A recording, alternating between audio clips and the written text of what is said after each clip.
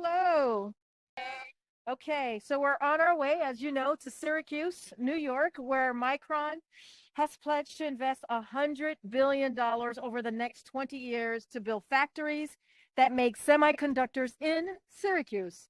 Against this backdrop, the president will deliver remarks that contrast his vision for the economy with that of congressional Republicans who want to raise costs for working people and put Medicare and Social Security on the chopping block.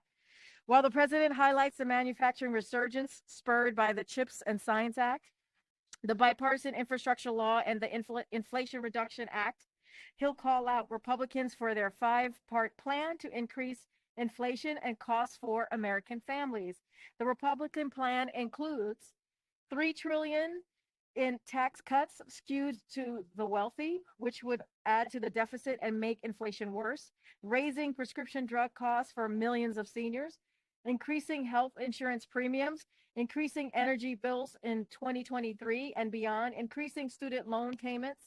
The president will be joined in Syracuse by New York Governor Kathy Hochul, Senator Majority Leader Chuck Schumer, Senator Kristen Gillibrand, and Congressman John Katko. And I have a week ahead for all of you to preview. Tomorrow, the president will be working from Wilmington. In the evening, the president and the vice president will travel to Philadelphia, Pennsylvania, where they will participate in a reception for the Pennsylvania Democratic Party. On Monday, the president will travel to New York City for a memorial service. In the afternoon, he will return to Washington, D.C., where he and the First Lady will welcome children to the South Lawn for the first in-person Halloween celebration at the White House since the beginning of the pandemic. On Tuesday, the president will travel to Fort Lauderdale, Florida. The president will participate in a reception for gubernatorial candidate Charlie Crist. After, the president will travel to South Florida and participate in a rally for the Democratic National Committee, along with Charlie Crist and Congresswoman Val Demings.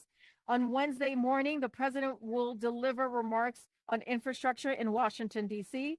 On Thursday, the president will travel to New Mexico, and we will have more details on the president's schedule later in the week. With that, I think that's all I have, folks. You want to kick us off, Sungming? Does the White House have a comment on the Office of Special Counsel's finding that Ron Klain violated the Hatch Act?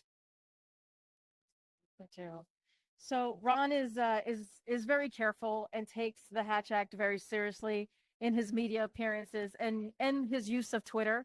But he got it wrong this time, and he retweeted something that was political. He fixed it as soon as it was pointed out, and take the warning to be more careful seriously. That's very different than the prior crew clearly at the White House before us previously, that blatantly, openly, and carelessly violated the Hatch Act repeatedly. We are not perfect, but our violations have been few. One quick foreign policy question. Overnight, President Xi had a sort of conciliatory tone. Said the U.S. and China should find ways to work together, get along. And I'm wondering if the White House thinks that now that he's through the CCP Congress, he's extended his presidency, that it could be a new phase. Perhaps conversations between the U.S. and China could be more productive now that his internal politics are out of the way. Look, we've always been very clear. Our approach with China has always been one of not escalation, clearly, but of competition, and that remains to be true. That's why, why the CHIPS and Science Act is so important. It allows us to be competitive. That's why the bipartisan infrastructure legislation is so important, because it allows us as a country, as a nation, to be competitive by fixing our infrastructure. And so we've always been very clear on that, and that hasn't changed. As you know, the president and President Biden and President Xi has had multiple conversations over the last 20 months that we have read out to all of you. Outside of that, I don't have anything else to add to what we've already laid out with that relationship. Karine, just to stay with foreign policy, Putin just said that he's willing to restart a dialogue with the United States to discuss strategic stability. And we're wondering, firstly, if the United States is interested in having such a dialogue, and how viable a concept is having such a dialogue at this stage of the war. So I'm going to just keep it very, very simple here in regards to commenting on the speech, the Putin speech. So it wasn't at all that new, and it doesn't indicate that Putin's strategic goals have changed here. That's our view. He doesn't want Ukraine to exist as a sovereign, independent nation state. That is clear by just his action of an unprovoked war in Ukraine. And our approach remains the same: continue supporting Ukraine with countries around the world as Russia wages its brutal war. And one more, earlier today, a senior Russian government official said that Moscow would be willing to shoot down Western satellites. I know John Kirby said earlier that the U.S. would respond if there was such an action taken by Russia. What would that response really look like? Would that be a joint response with NATO? And I mean, if the West were to respond to such an action by Russia, would that sort of inevitably start a conflict? I mean, how should we view that? So I'm just not going to speculate from here. But what we will say is that any attack on U.S. infrastructure will be met with a response, as you've heard from my colleague, in a time and manner of our choosing. And that still stands. We will pursue all means to explore, deter, and hold Russia accountable for any such attacks. Clearly, I'm not going to lay them down here in front of in public, but we have made ourselves very clear. There was data today that showed mortgage rates were at a 20-year high, highest since 2002. Does the good economic data, growth data this morning, make the White House any more wary of rate hikes by the Fed going forward, given how high mortgage rates have gone now? As you know, we see the Fed as independent, so we're not going to comment from here on the Federal Reserve's rate hikes. But today, the way that we see it, and you saw this from the president's statement, we got more evidence that our economic recovery is powering forward, which is incredibly important. That's a testament to the resilience of the American people, which we understand, that they are feeling the squeeze right now, but the economy is moving forward. And in the third quarter, the American economy is growing. Americans' incomes were up, and price increases came down. That is important to highlight. And so, I'll just leave it there. And the contrast that the president is laying out in Syracuse today, most of what he's saying are things that Republicans would do if they gain control of Congress and they pass these. Wouldn't the president just veto all of these items? Like, what is the actual threat of these economic plans that the president will warn against taking effect? Wouldn't he just veto them if they pass them? So what the president has been trying to do and has been doing, using a very large bully pulpit, as you know, is laying out the choice in front of the American public today.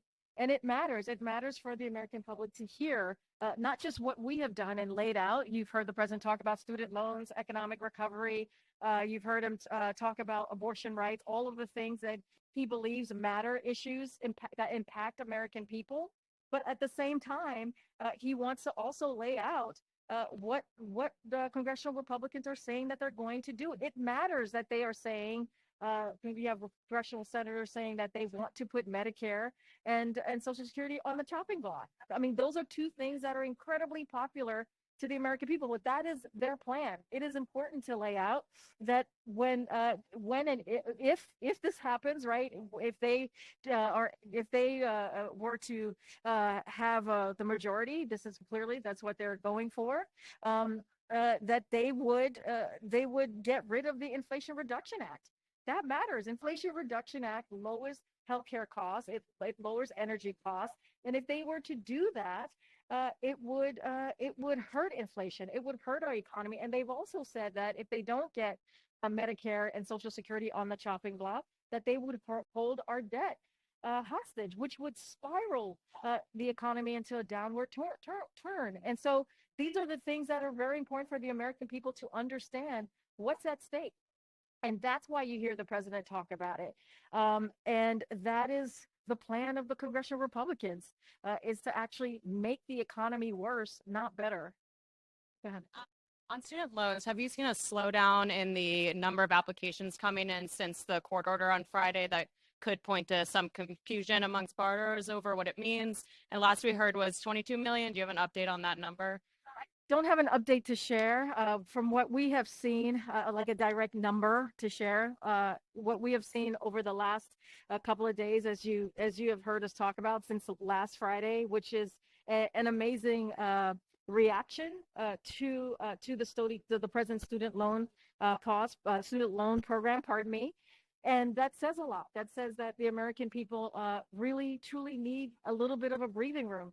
That means that this program is incredibly popular with the American people.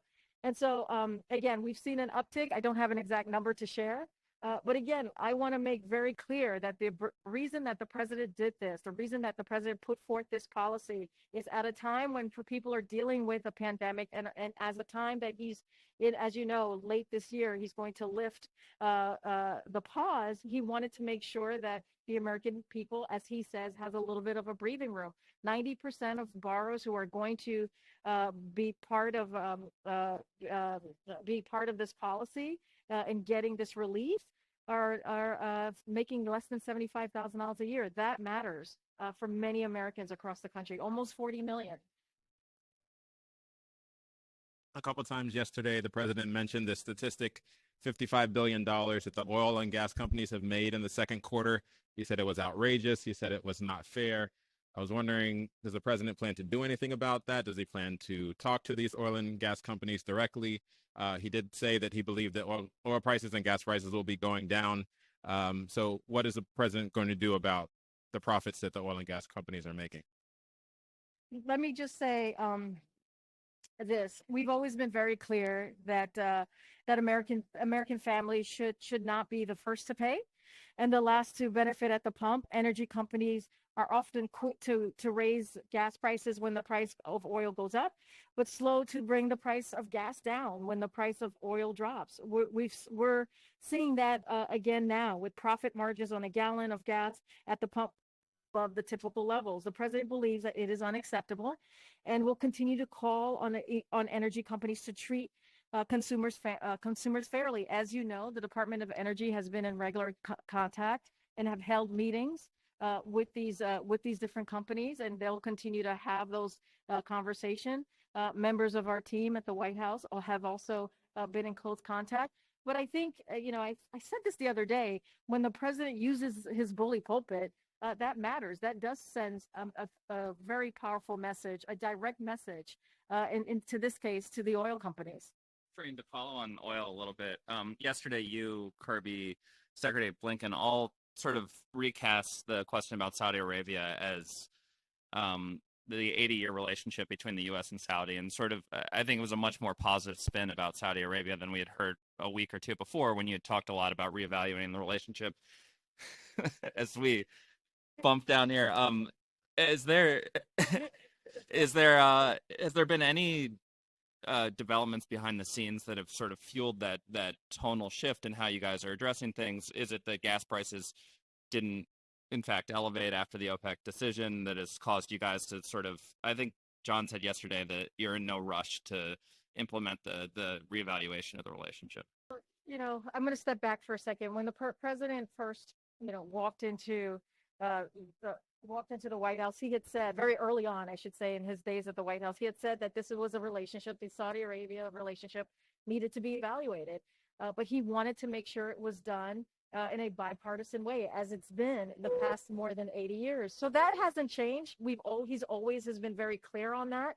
Look, I know you're talking about when we said we were appreciative of the Saudi Arabians giving $40 million to Ukraine in assistance. And that is something important. That's something that many of our allies in the West and our partners want to see happen, that we all come together to make sure that we help Ukraine fight for their democracy. So we're always going to lift that up. But at the same time, we're going to be also very clear on issues that matter to the American people, which was the OPEC decision that was made. And as you know, the Saudi Arabia is leading that. Because you mentioned. Okay. All right. Thanks, guys. Thank you so much. Thank you. Thank you.